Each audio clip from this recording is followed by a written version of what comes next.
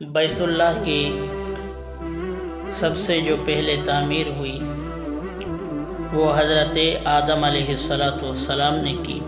اس کے بعد حضرت نوح علیہ السلام کے زمانے کے اندر وہ جو بیت اللہ کی دیواریں تھیں وہ طوفان نوح کی نظر ہو گئی۔ پھر اللہ رب العزت نے یہ کام حضرت ابراہیم اور حضرت اسماعیل علیہ السلام سے لینا تھا۔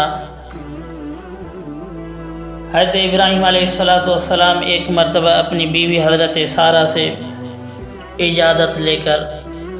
مکہ کی طرف روانہ ہوئے۔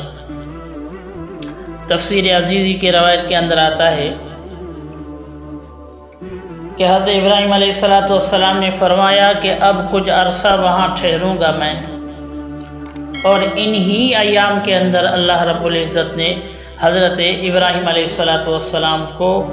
بیت اللہ کو تعمیر کرنے کا حکم دیا۔ اللہ رب العزت نے حضرت ابراہیم علیہ السلام کی رہنمائی کے لیے ایک بادل کو بھیجا جو جا کر حضرت جہاں بیت اللہ ہے، جہاں بیت اللہ کی دیواریں تھیں دب چکی تھی، وہاں جا کر وہ بادل کھڑا ہو گیا اور حضرت ابراہیم علیہ السلام نے ان بنیادوں کو ظاہر کیا اور اس پر حضرت ابراہیم علیہ السلام نے تعمیر شروع کی، اور حضرت اسماعیل علیہ السلام گارا اور پتھر لا کر دے رہے تھے، حضرت ابراہیم علیہ السلام تعمیر کر رہے تھے۔ بہرحال پہلی بات تو یہ ہے کہ بیت اللہ کی تعمیر کتنی مرتبہ ہوئی ہے۔ تو حضرت آدم علیہ السلام کے زمانے کے اندر، پھر حضرت ابراہیم علیہ السلام کے زمانے کے اندر، اور اس کے بعد قصی بن کلاب جو رسول اللہ صلی اللہ علیہ وسلم کے جد امجد تھے، انہی کے زمانے کے اندر، پھر چوتھی مرتبہ جو ہے وہ آپ صلی اللہ علیہ وسلم کی جب عمر 35 سال تھی، یعنی زمان نبوت سے 5 سال پہلے، قریش نے مشورہ کیا کہ اب یہ بیت اللہ جو ہے وہ بوسیدہ ہو چکا ہے، اس کی تعمیر کے لیے ہمیں چندہ کرنا چاہیے۔ تو یہ مشورہ ہوا کہ جس کے پاس حلال مال ہے وہ لے کر آئے تاکہ بیت اللہ کی تعمیر شروع کریں۔ تو جن کے پاس حلال مال تھا وہ لے آئے اور تعمیر کرنا شروع کی۔ بیچ کے اندر رقم ختم ہو گئی تو انہوں نے یہ حتیم والی جو جگہ ہے اس کو 7 ہاتھ کے برابر چھوڑ دیا، اور پھر آپ صلی اللہ علیہ وسلم کا زمانہ آیا۔ آپ صلی اللہ علیہ وسلم نے اپنے زمانے کے اندر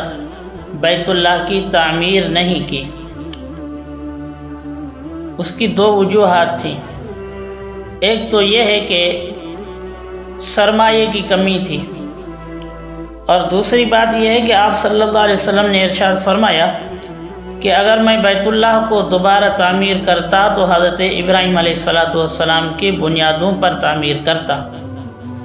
چنانچہ ابھی یہ مناسب نہیں ہے۔ پھر آپ صلی اللہ علیہ وسلم نے جو ہے وہ تعمیر نہیں کی۔ اور 5ویں مرتبہ یزید کے وفات کے بعد،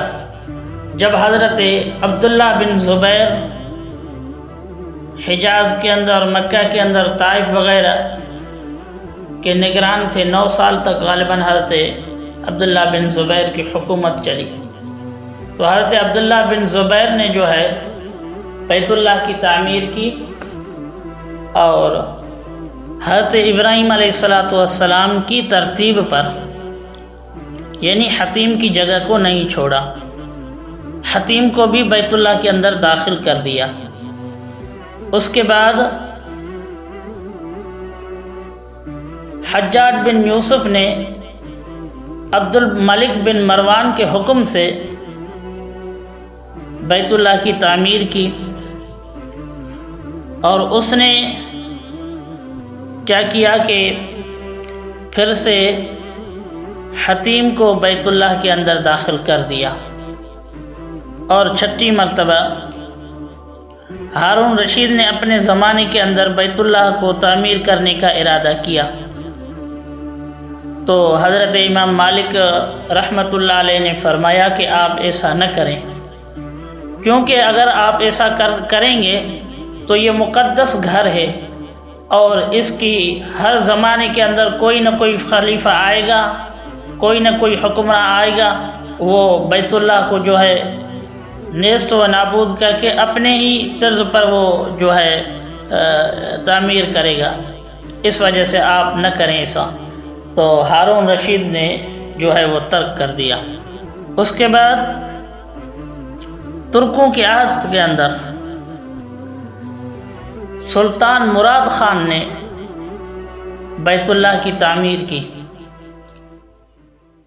اور اس نے پھر سے جو ہے وہ حتیم کو خانہ کعبے سے الگ کر دیا، اور موجودہ جو تعمیر ہے وہ اسی سلطان مراد خان کی جو تعمیر کی ہوئی ہے وہی تعمیر ہے۔ اب اللہ رب العزت نے سعودی حکومت کو توفیق دی ہے کہ انہوں نے حرم کو وسیع کیا ہے، اور جو زائرین آتے ہیں ان کے لیے جو ہے آرام و سہولت کی جگہ وغیرہ بنائی ہیں۔ تو بہرحال میں عرض کر رہا تھا کہ حضرت ابراہیم علیہ السلام اور حضرت اسماعیل علیہ السلام یہ بیت اللہ کی تعمیر کر رہے تھے، اور 1 ماہ کے اندر یہ تعمیر مکمل ہوئی ہے۔ ذی القعدہ کے اندر حضرت ابراہیم علیہ السلام شروع ہوئے تھے، اور ذو الحج میں حضرت ابراہیم علیہ السلام نے یہ تعمیر مکمل کی۔ گویا کہ 1 مہینے کے اندر حضرت ابراہیم علیہ السلام نے تعمیر کی، اور ساتھ ساتھ یہ دعا مانگ رہے ہیں، ربنا تقبل منا، اے اللہ ہماری اس نیکی کو، اس خدمت کو قبول فرما لے، انک انت السمیع العلیم، اے ہمارے پروردگار تو سننے والا بھی ہے اور جاننے والا بھی ہے، ہمارے اخلاص کو بھی تو جانتا ہے، ہمارے نیتوں کو بھی تو جانتا ہے کہ ہم جو یہ بیت اللہ کی تعمیر کر رہے ہیں یہ محض تیری رضا کے لیے کر رہے ہیں۔